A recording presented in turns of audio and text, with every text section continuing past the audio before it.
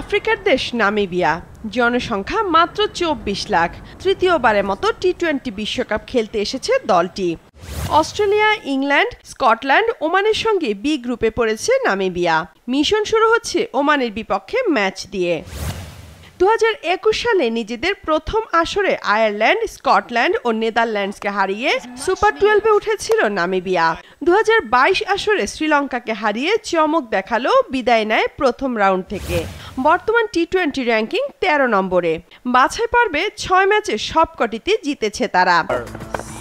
২০২৪ সালের ফেব্রুয়ারিতে নেপালের বিপক্ষে মাত্র ৩৩ বলে শতক হাঁকিয়ে টি-20-তে দ্রুততম সেঞ্চুরির মালিক হয়েছেন নামিবিয়ার ইয়ান নিকোল লফটি-ইটন।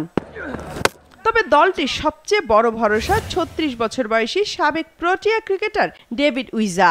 আইপিএল, সিপিএল সহ বিভিন্ন ফ্র্যাঞ্চাইজি লিগে খেলার অভিজ্ঞতা রয়েছে তার।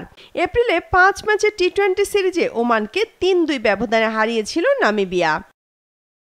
মধ্যপ্রাচ্যের দেশ ওমানও বাছাই পর্ব পেরিয়ে তৃতীয়বারের মতো এসেছে টি-20 বিশ্বকাপ খেলতে। আইসিসির ১৯ নম্বর র্যাঙ্কিংয়ে অবস্থান হলো চলতি বছর দারুণ ছন্দে আছে দলটি। ১৪টি টি-20 ম্যাচে জয় পেয়েছে ৯টি।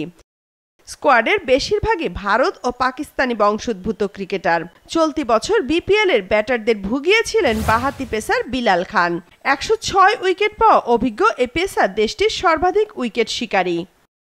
২০২১ সালে যৌথ আয়োজক ওমান প্রথম ম্যাচে পাপুয়া নিউগিনিকে ১০ উইকেটে উড়িয়ে দিয়ে বিশ্বকাপ মিশন শুরু করে। এটি এখন পর্যন্ত দলটির একমাত্র জয়।